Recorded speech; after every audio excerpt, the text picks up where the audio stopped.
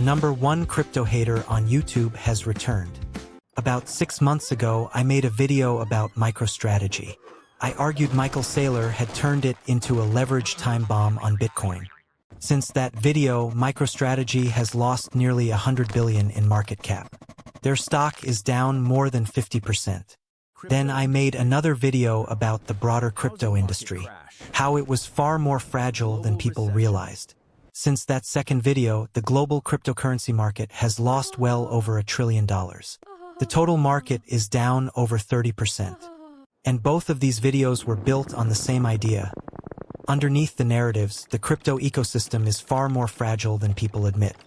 Which leads us to the obvious follow-up question. What about Bitcoin? Because Bitcoin is not just another crypto project. It is the foundation the entire industry is built on. It is the bottom block in a very tall, very unstable game of Jenga. And that is what I am going to be talking about today. Because Bitcoin's price is driven by the same false narratives. Narratives that say Bitcoin is digital gold, that it is the future of money, and that it is a hedge against inflation and government corruption. You have heard these arguments 1,000 times. But when you stop looking at the story and start looking at the data, you see something very different. You see a pattern where the narrative keeps changing every single time the technology fails to deliver on its promises. But to understand Bitcoin's real value, we have to start with a much simpler question. What is Bitcoin actually supposed to do? When Satoshi Nakamoto introduced Bitcoin in the 2008 white paper, the idea was extremely clear. Bitcoin was described as a peer-to-peer electronic cash system. In other words, Bitcoin was supposed to function as digital money, a decentralized alternative to banks and governments. And if Bitcoin actually accomplished this, it would have been revolutionary. But there is a problem. It did not. It was not even close. Economists define money using 3 basic criteria. First, it has to function as a medium of exchange. People need to widely accept it as a form of payment. Second, it has to function as a store of value. Something you can hold today and spend later without massive swings in purchasing power. And third, it has to function as a unit of account, a standard measure for pricing goods and services. When you evaluate Bitcoin against these 3 tests, it does not just fall short. It fails all of them, and I can prove it. Let's start with medium of exchange. The Bitcoin network processes roughly 500,000 transactions per day. If you think that sounds like a lot, it is not. Because Visa processes roughly 65,000 transactions every single second. Which means Bitcoin's entire daily transaction volume could be cleared by the Visa network in under 8 seconds. A single Bitcoin transaction has a carbon footprint equivalent to 1.5 million Visa transactions. And in terms of energy use, a single Bitcoin transaction consumes as much electricity as the average American household uses over 43 days. This is why Bitcoin has not become a widely adopted payment system, because it is not a good one. So what about using Bitcoin as a store of value? At first glance, the argument seems reasonable. It has a fixed supply, and historically assets with limited supply like gold have held their value. But here is the problem with Bitcoin as a store of value. Bitcoin has lost more than 80% of its value not once, not twice, but 4 separate times in its history. Gold has never lost 80% of its value. Not even close. A store of value is supposed to preserve purchasing power. Bitcoin cannot even consistently hold half its value year over year.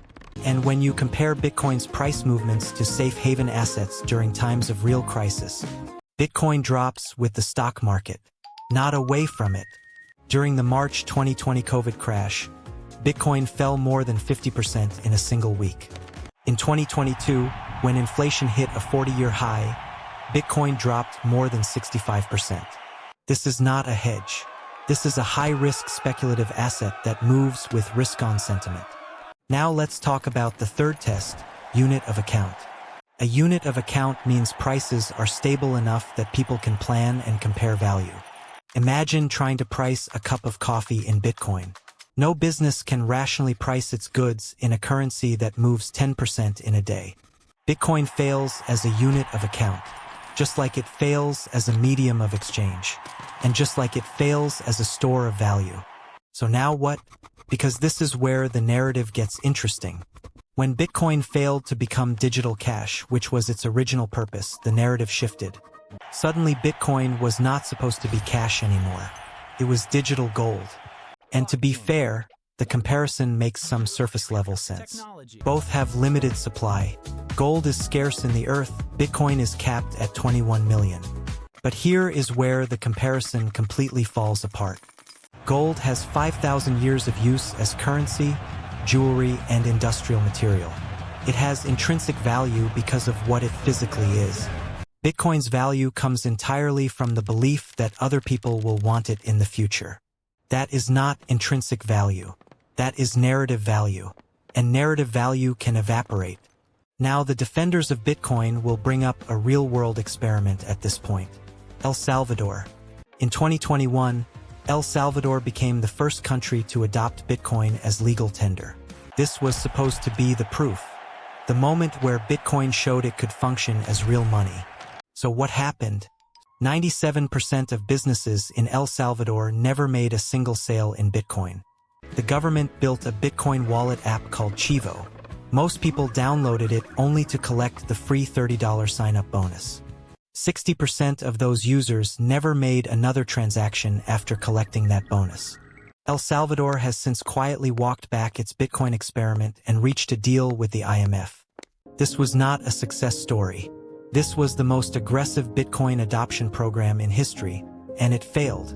But there is still one more narrative we need to talk about: the inflation hedge argument. The argument is simple. As governments print money and inflation rises, Bitcoin will hold its value as an alternative. The problem is that the data shows the opposite. In 2022, when inflation hit a 40-year high in the United States, Bitcoin fell more than 65%. If Bitcoin were a true inflation hedge, it should have gone up when inflation went up. It did the opposite. Studies show Bitcoin has an extremely high correlation with the Nasdaq Tech Index. Bitcoin is not a hedge against the system. It is just another risk asset that moves with the system. Now here is where we need to ask a different kind of question. Who actually benefits from Bitcoin's current structure? The early adopters who got Bitcoin when it was worth cents. They are sitting on enormous gains. The exchanges that charge fees on every trade, every transaction, every liquidation. And the miners who collect fees and block rewards, largely funded by retail investors buying in today. The structure of Bitcoin is set up so that early participants are enriched by the activity of later participants. That is not necessarily a conspiracy, but it is a structural reality worth understanding. Now let's talk about what makes this a brilliant scam, as opposed to a regular one. A regular scam is obvious. Someone takes your money and disappears. Bitcoin is not that. The technology is real. The blockchain is real. Nobody is disappearing with your money. What makes it brilliant is that the value proposition keeps changing to survive. First, it was going to replace cash. That failed. Then it became digital gold. Now it is a store of value. Next, it will be something else. And every time the narrative changes, existing holders need new buyers to come in to sustain the price. This is not a bug in the system. It is a feature, because as long as there is always a new narrative and always new buyers, the system keeps working. But what happens if the new buyers stop coming? What happens when there is no next narrative compelling enough to bring in the next wave of buyers? This is why Bitcoin is the bottom block of the Jenga tower. The entire crypto industry, the altcoins, the NFTs, the DeFi protocols, is built on the assumption that Bitcoin holds its value. If Bitcoin's narrative collapses, everything above it collapses with it. Now I want to be clear about something. I am not saying Bitcoin is going to zero tomorrow. Narratives are powerful. And when enough people believe in something, belief alone can sustain value for a very long time. But the question investors should be asking is not whether Bitcoin can go up. The question is whether any of the narratives that drive its price are actually true. And when you actually go through the data on each one of those narratives, the answer is no. What you are left with is a technology that is brilliant in its design, but has failed to accomplish any of the things it was originally designed to do. and whose current value is sustained almost entirely by the collective belief that someone else will pay more for it later. That is not an investment thesis. That is hope. And the brilliant part, the part that makes this different from a regular scam, is that it works. It has worked for 15 years. It has made a lot of people very rich. But the people who got rich were mostly the people who got in early. And every new buyer who comes in today is implicitly betting that someone else will buy it from them at a higher price tomorrow. The blockchain is real. The technology is real. The people who believe in it are real. But the narratives, digital cash, digital gold, inflation hedge, are not real in the way that they are being sold.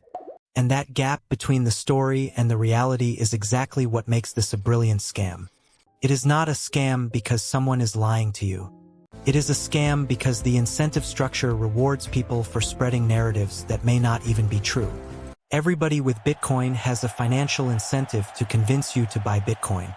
That does not mean they are evil, but it does mean you should think critically about who is telling you to buy. Bitcoin might keep going up. A new narrative might emerge. The greater fool theory might hold for another decade. But when you strip away every narrative and look at what Bitcoin actually does today, in the real world, it is a brilliant solution looking for a problem that has not arrived yet. And it is the bottom block in a very tall, very unstable game of Jenga.